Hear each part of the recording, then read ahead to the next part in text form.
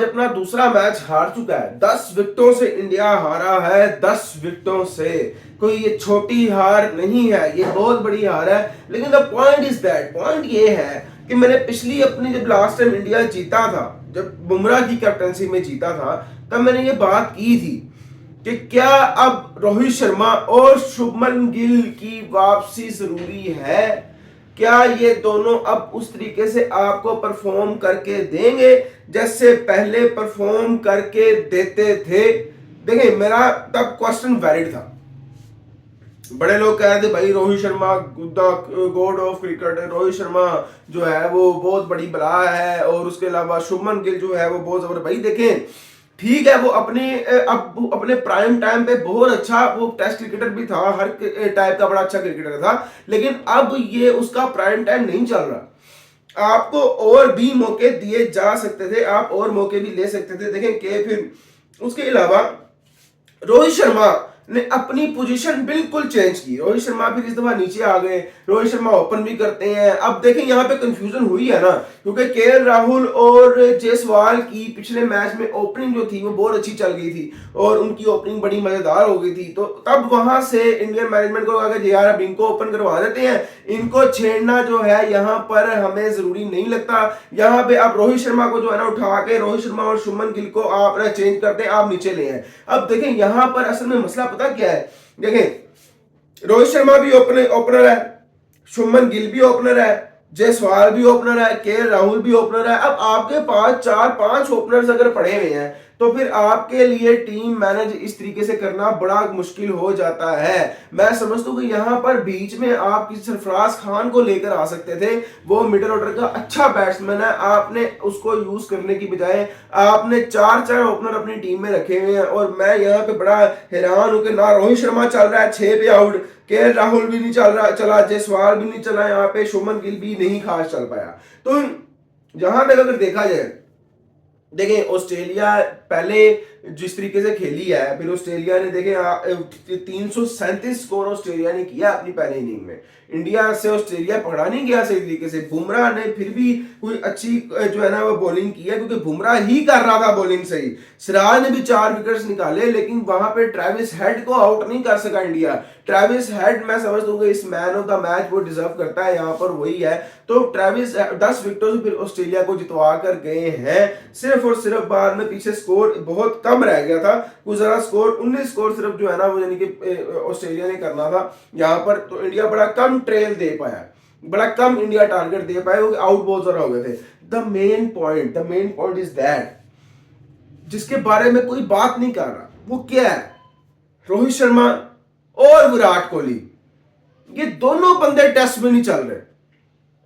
इन दोनों की test cricket में परफॉर्मेंस नहीं आ रही, और ये दोनों बहुत इंपॉर्टेंट प्लेयर है इंडिया के। और ये इन दोनों की स्पोर्ट्स जो है, इन दोनों की जो पोजीशन है खेलने की, वो भी बहुत ज्यादा इंपॉर्टेंट है। अगर आप देखिए विराट कोहली जो है वो तीसरे चौथे नंबर पे आता है। अब ये जो पोजीशन होती है ना, जब आपका ओपनिंग स्टैंड जो होता है वो कोलैप्स कर जाता है, और फिर जो सारी की सारी जो है ना वो आ जाती है तीसरे चौथे नंबर वाले बैट्समैन के ऊपर, सारी जिम्मेदारी पड़ जाती है, सारा बोझ प्रेशर उसके ऊपर पड़ जाता है। लेकिन विराट कोहली इन कंडीशंस में परफॉर्म नहीं कर पा रहा। उसके अलावा रोहित शर्मा की जहां तक बात की जाए, वो भी परफॉर्म नहीं कर रहे, बल्कि रोहित शर्मा तो बहुत अरसे से परफॉर्म नहीं कर रहे। मैं उनके स्टैट्स देख रहा था, वो कंटिन्यूसली जो है उनकी सिर्फ 11 की एवरेज है पिछले 12-13 मैचेस में। 2024-25 में अगर देखा जाए, पूरे 2024 में उनकी सिर्फ 11 की एवरेज निकल रही है।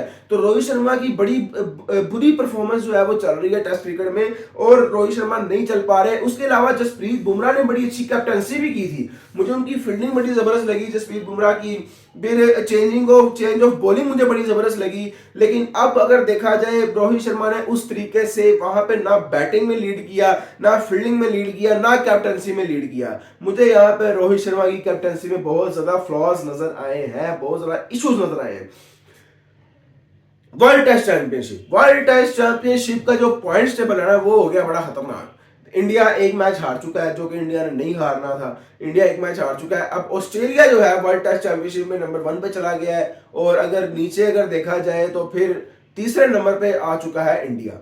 और इंडिया बहुत बुरे तरीके से ये जो देखें 10 विकेटों की जो हार होती है ना, बहुत बड़ी हार होती है। पॉइंट्स टेबल पे जो रेटिंग्स होती है ना, फिर वो भी बहुत ज्यादा ऊपर नीचे फ्लक्चुएट होती हैं। जब आप इतनी बड़ी बड़ी हार या इतनी बड़ी बड़ी जीत लें तो फिर फ्लक्चुएशन होती है रन रेट की, तो वहां पे इंडिया का रन रेट भी अब खराब हो रहा है, थोड़ा सा वहां पे फर्क पड़ा है। लेकिन लेट्स सी, देखते हैं कि आगे आने वाले मैचेस में क्या बनता है। इंडिया को कमबैक, देखें इंडिया कैसे कमबैक कर सकता है।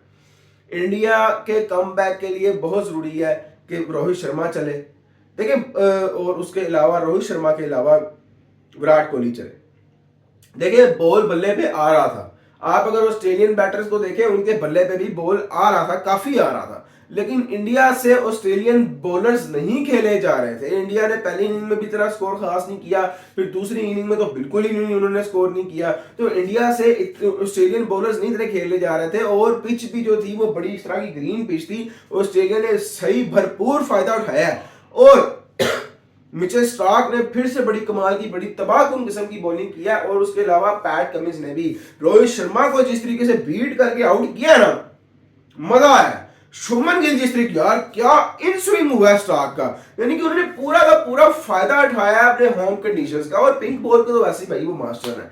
तो अगर देखें बॉलिंग इंडिया की काम कर रही है, बड़ी अच्छी बॉलिंग जा रही है, लेकिन इंडिया के विराट कोहली और रोहित शर्मा को चलना बहुत ज्यादा जरूरी है, वरना ये वर्ल्ड टेस्ट चैंपियनशिप आगे भी खतरे में नजर आ रही है। ऑस्ट्रेलिया नंबर 1 पे है और इंडिया तीसरे नंबर पे स्लिप कर गया है, दूसरे पे नहीं तीसरे पे स्लिप कर गया है। उधर से इंग्लैंड भी जीत रहा है, इंग्लैंड भी अपना पहला मैच जीत चुका है। तो ये यहाँ पे मामला बहुत ज्यादा खराब हो रहे हैं। अब अभी भी 3 4 से 5 टीम्स के चांसेस हैं ऊपर जाने के, और ऑस्ट्रेलिया और इंडिया तो उसमें से टॉप पर है ही है, लेकिन भाई अब और भी चांसेस बन रहे हैं।